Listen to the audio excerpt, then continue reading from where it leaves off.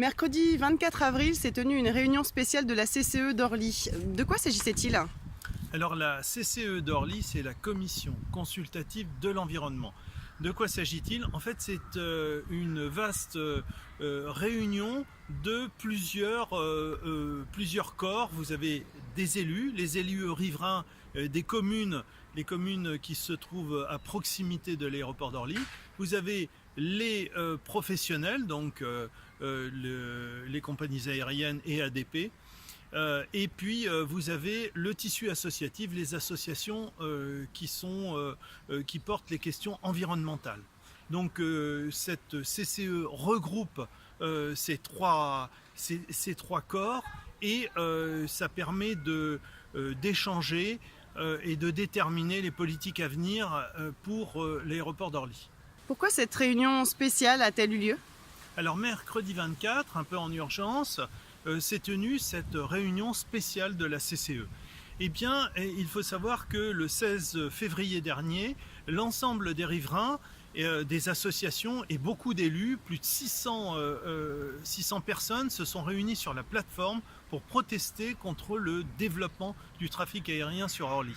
Et on le voit bien, aujourd'hui nous sommes à un tournant, puisque Aéroport d'Orly a créé une troisième aérogare, veut refaire la piste 03, celle qui se trouve directement sur Villeneuve-le-Roi. Et donc, on voit bien que la volonté, c'est de développer l'aéroport d'Orly. Et d'ailleurs, on le constate, Bruit Parif a établi que le trafic aérien augmentant, le bruit augmente également, et bien évidemment la pollution aussi. Pollution de l'air. Donc tout ceci n'est pas acceptable pour les riverains d'Orly. C'est la raison pour laquelle on a manifesté le 16 février. Donc on a manifesté le 16 février, plus les travaux qui viennent d'être inaugurés. On voit bien que l'État est mis en difficulté et cherche à mettre autour de la table les différents partenaires pour essayer de trouver des solutions. Donc bien évidemment, il ne fallait pas rater cette réunion de la CCE. Et la protection des riverains n'est-elle pas garantie par la nouvelle loi Pacte? Eh bien malheureusement non, c'est un leurre pour la bonne raison que le statut d'aéroport enclavé, qui est la particularité d'Orly, c'est-à-dire un couvre-feu et un nombre limité de mouvements aériens, eh bien malheureusement n'est pas garanti dans le cadre de la loi Pacte, puisque il faut rappeler que ce dispositif de protection figurait déjà dans la loi précédemment et dans le Grenelle, qui est une loi, le Grenelle 1, qui est une loi avec beaucoup plus de rayonnement, et que il n'y a aucune avancée significative avec le dispositif inclus dans la loi Pacte. Nous n'avons pas de garantie en termes de gros porteurs, qui est absolument fondamental, puisqu'on sait très bien qu'il y a beaucoup de différences entre un petit porteur ou un moyen porteur et un gros porteur. Donc on n'a pas de limitation en termes de gros porteurs. On n'a pas non plus de garantie en termes de mouvement, puisque cette notion a complètement disparu. Dans le Grenelle 1, il y avait la notion de l'ensemble des mesures de protection. Et là, étant plus précis, le lobby aérien a fait sortir le nombre de mouvements de ces restrictions. Donc maintenant, on est sur un cadre de 250 000 créneaux aériens au lieu de parler de mouvement, qui est la réalité des avions qui nous survolent. Donc on voit bien qu'il n'y a aucune avancée, même pire, c'est moins bien qu'avant. Voilà. Donc l'ensemble des travaux, plus le dispositif moins protecteur de la loi Pacte, on voit bien que la situation est problématique. La loi Pacte, d'ailleurs, j'y reviens d'un mot, n'a juste qu'un seul objectif, c'est faire passer la privatisation de l'aéroport d'Orly, qui d'ailleurs est une source d'inquiétude, parce qu'on voit bien que l'État aujourd'hui n'est pas protecteur, et donc lorsque ce sera ouvert au privé, eh bien, il est fort à parier qu'ils voudront, ces actionnaires, rentabiliser au maximum l'aéroport d'Orly, ce qui n'est pas conforme aux enjeux environnementaux des populations qui sont survolées. La loi Pacte ne fait plus référence à la notion de mouvement. Est-ce que vous pouvez nous donner quelques éléments de compréhension? Alors, avant la loi Pacte, les textes faisaient référence à des mouvements, à une limitation de l'aéroport d'Orly en termes de mouvement. Mouvement, c'est décollage ou atterrissage, un mouvement aérien. Donc, aujourd'hui, en supprimant cette notion de mouvement aérien, d'ailleurs, mouvement aérien, c'est la seule chose qui nous importe, nous. En supprimant ces mouvements aériens et en ne retenant que des créneaux, les créneaux, ce sont simplement des opportunités de vol, c'est technique. Avant, le texte disait 200 000 mouvements aériens pour 250 000 créneaux. Donc il y avait plus de créneaux, plus d'opportunités que de vols réellement, parce qu'il y a toujours des événements qui peuvent faire qu'un vol soit supprimé.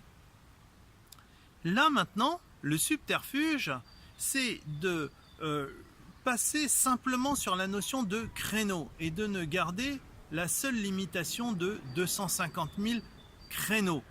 Mais 250 000 opportunités de vol, c'est bien plus que 200 000 mouvements réels. La seule chose qui importe les riverains, ce sont les vols réels.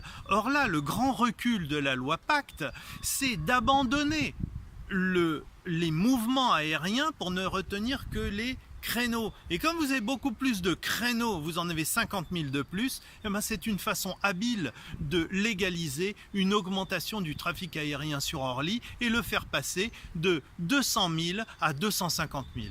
Vous êtes intervenu à plusieurs reprises mercredi en CCE. Quel était le sens de ces interventions ? Alors en CCE mercredi, je suis intervenu pour d'abord redonner le contexte de l'aéroport d'Orly. Aujourd'hui, avec l'abandon de l'aéroport de Notre-Dame-des-Landes et en l'absence de nouvel aéroport pour absorber l'augmentation du trafic, il faut rappeler que le trafic aérien augmente de manière vertigineuse, eh bien se pose le problème de savoir où et quel aéroport va accepter l'augmentation du trafic aérien. Donc la tentation, vous l'avez compris, et d'ailleurs c'est la raison de ces travaux absolument colossaux qui sont réalisés sur la plateforme d'Orly, c'est d'accueillir davantage d'avions.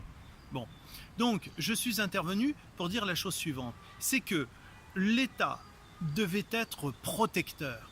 Protecteur des populations, c'est le sens d'un État protecteur. On ne peut pas laisser l'aéroport d'Orly absorber un développement aéroportuaire. Et pourquoi ? Parce que cet aéroport d'Orly est tout à fait particulier par rapport aux autres aéroports, et notamment Roissy. Parce que l'aéroport d'Orly se trouve enclavé dans le tissu urbain. Ce tissu urbain, c'est l'habitat. Et c'est l'aéroport d'Orly qui est venu après les habitations. J'en veux pour preuve le fait que Paray-Vieille-Poste ait été délocalisé pour partie, la moitié de Paray-Vieille-Poste a été déplacée.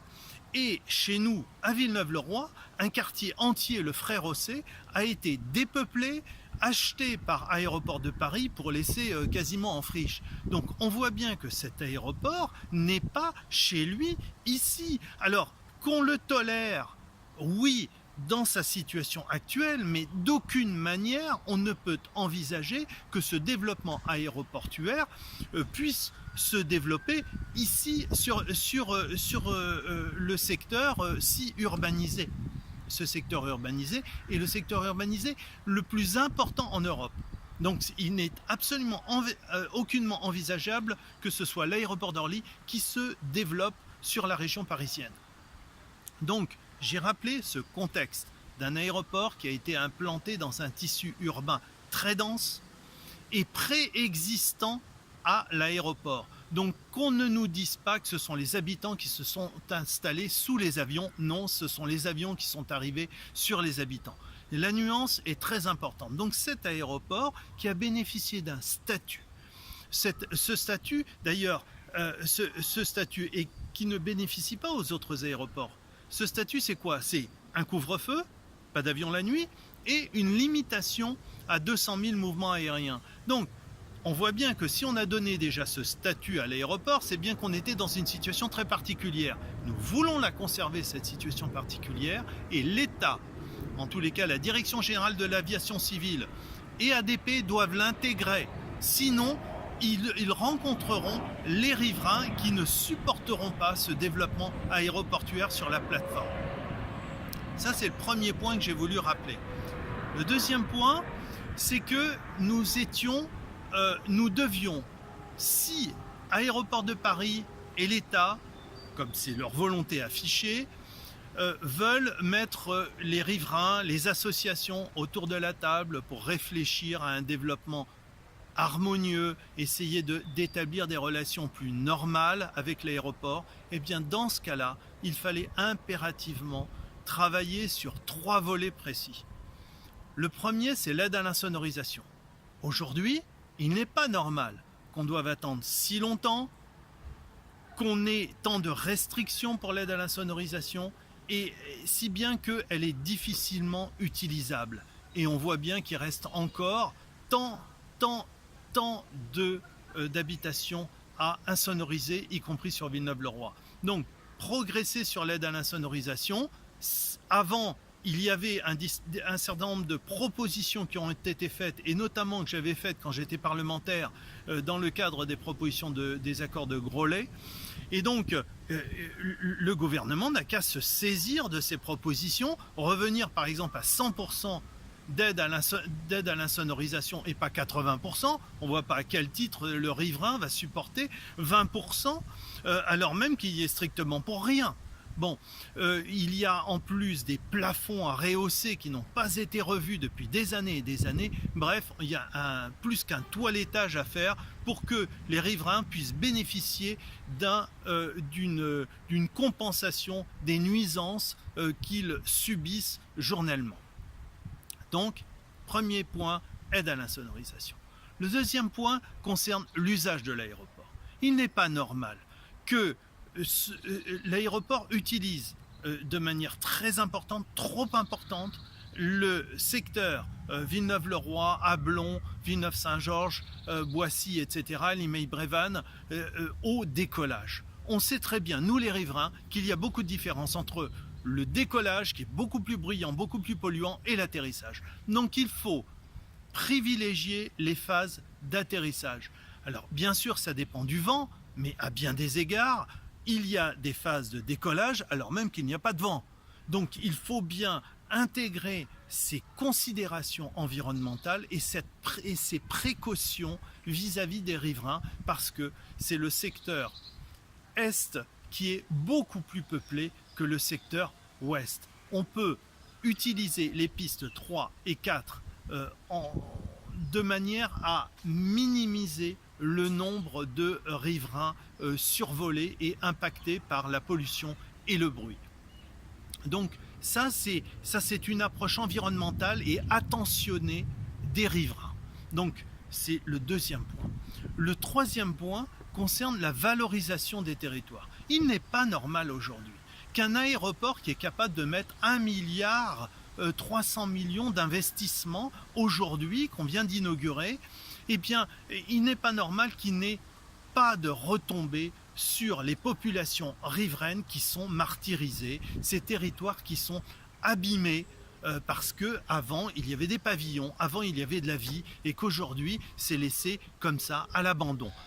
Aéroports de Paris et l'État doivent s'intéresser à ces populations, comme le font les grosses structures comme le nucléaire, la pétrochimie et d'autres industries qui s'intéressent aux territoires qu'ils impactent si lourdement. Il ne peut pas y avoir ce sentiment d'utilisation d'un territoire sans se préoccuper des retombées et des nuisances de ce qu'on appelle maintenant l'empreinte qu'on laisse sur ce territoire. Donc il faut impérativement maintenant qu'on change de logiciel et que le lobby aérien s'occupe des territoires qu'il martyrise.